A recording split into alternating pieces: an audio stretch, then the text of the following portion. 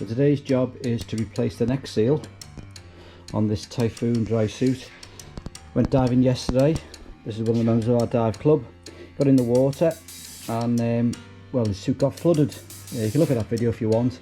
It's on our WAPSAC Merseyside YouTube channel. Diving Cap and Ray on the 13th of 5th 21.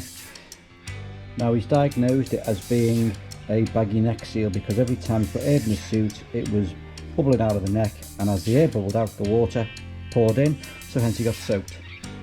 Okay, so this one is an internal neck seal, so it fits from the inside of the suit out. Usually we're removing it, heat gun, heat up the tape, the neck seal, and then gently pry it off. As you can see, I've pulled this one off all the way around. Follow the same practice all the way around, till the neck seal is removed. Now you can see here you've got some brown glue and you've got some more modern glue, which suggests this has had more than one neck seal fitted to it in the past. Next thing to do is to remove all this old glue residue.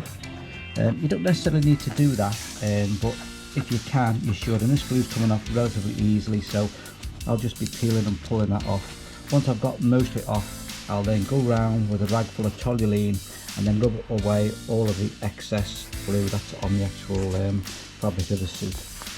Right, so as you can see, I've got the majority of the glue off. These last bits are quite difficult, so I'll get them off with a toluene and the rag, and I'll clean all that off.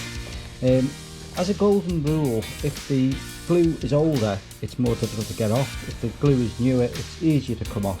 So if you come across a neck seal and it's a really old neck seal, then you've got real problems. You'll need to use toluene. You won't be able to scrape any of it off at all. So a bit of toluene and a rag, rub it over. Give it a second to actually soften the glue, and then we'll find the glue. We'll just, all those remnants will just come off. There we go, all coming off nicely now. Okay, so there we are, all nice and clean all the way around now. You don't have to remove every scrap of glue, it's up to you, because the glue will stick on top of the old glue anyway, so there's no problems. But as you can see, once the toluene gets to work, the glue just goes very sticky and just crumbles away, and you can just remove it with a rub. So that is now ready for the new seal to be fitted. So this is the new bellows neck seal, called bellows because it looks like a bellows. Now because this is an internal seal, we have to clean this face here with toluene before we start the gluing process. Contour neck seals are just shaped neck seals. The idea of bellows is it gives you more flexibility when you're moving your neck without it actually cracking the seal around the edge. Come in 3 different sizes basically, small, standard and large. They don't quite match to you fellas' neck sizes, to be honest. You have to try and get the one which is best for you. But they do have the rings on them, so you can cut them to size. Golden rule is though, don't cut the rings on the neck seal until the neck seal has had a chance to stretch and then finalise its actual stretched size. Some people put them over a dive cylinder, some people put over a plant pot, whatever, until that's stretched a bit, and then do the cutting, otherwise it will baggy on you. Right, I've cleaned this off, and that's really important to clean them with toluene, because when they actually manufacture these, they're made in a mould with powder so it doesn't stick, so you've got powder residue on the surface that you can remove. If you don't remove it when you glue it, they won't adhere properly. The glue will only stick to powder and eventually just peel away. So this is the glue I use, polymerine 2-pack. I don't mix the 2-pack though because it goes off too quick. I only use it as just to glue it out of the tin itself.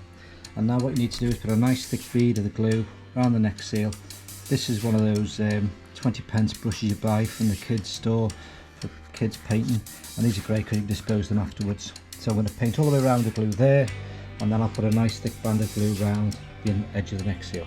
Okay, you can see nice thick band of glue around the edge. You see the way it has the effect, the glue starts to melt the rubber slightly, so you get this like rippling effect. Again, don't get overly paranoid about it. And on the suit you can see a nice thick bead all the way around. If there's too much on it, don't worry, later on when we wipe it off with the toluene we'll tidy it all up so it looks the part as well. Now again, the most important step now is to let this glue go completely off. Not just touch dry, but more than touch dry. Because when we start putting the neck seal in, and it's a two-handed job, you need to make sure that you put it round so there's no creases in the fabric or in the neck seal. And sometimes you have to reseat the seal as you're going along because you end up with a crease or something else around the edge. so you need to make sure this glue has gone off really well. Okay, so the technique of putting the seal on is literally to sit the seal in and then just go around and just nip it in places as you go around like this, until you can see you've got a nice smooth edge all around. Then go round and that makes a solid seal. But before you actually push it all down to make sure you've got a solid seal, check the other side and make sure you've got no kinks. Make sure you've got no kinks in the fabric where it joins the seal here on the inside. Once all that's right, then apply the pressure and that will make the final seal all the way around on the inside. So this is the most difficult bit. Now if you get it wrong and you make a hash of it, don't worry, pull it all off, clean it all off with toluene and start again. But if you've got the glue right and it's really dry, you'll be able to quickly pull it off without tearing the glue off, so you can reseat it again as you're going along. Okay, so here's the tool I use for making this really good seal. It's just one of those wallpaper rollers, and all I'm going to do now is go along and round the seal, making sure that it is fully sealed all the way around. No air gaps, a nice tight seal all the way around.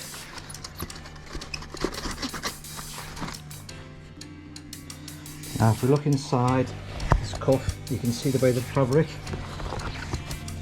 you can see that,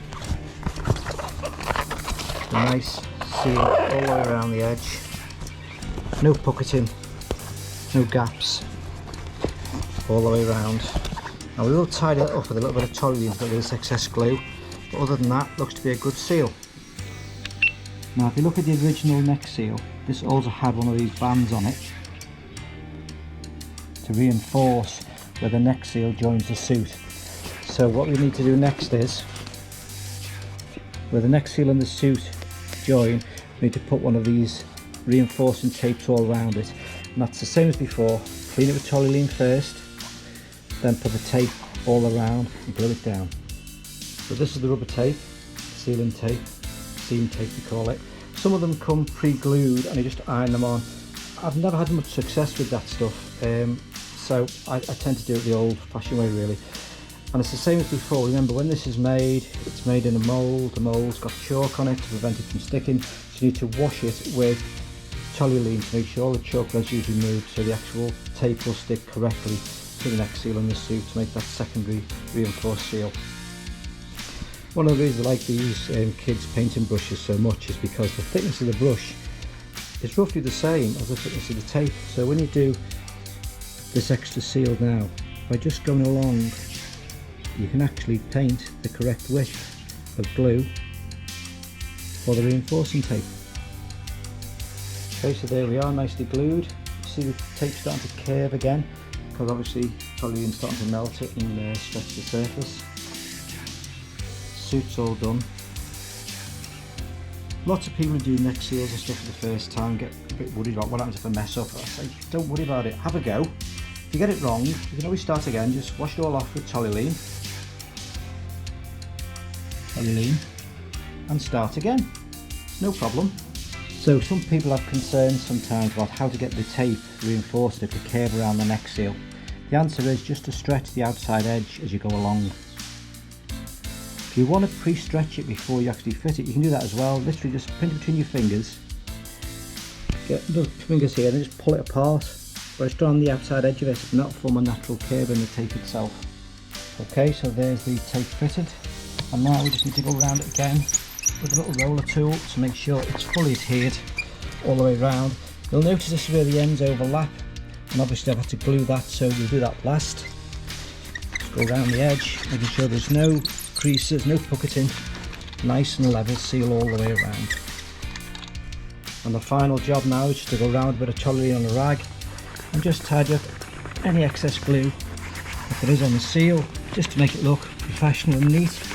Although I have noticed recently a lot of the suit manufacturers now leave the actual extra glue around the edges, but hey, they look pretty as well, don't we? And there we go, neck seal replaced, all done, all sealed. So hopefully back to you, Steve, and you can get some more diving in and you won't get as wet as you were getting. Thanks for watching the vid.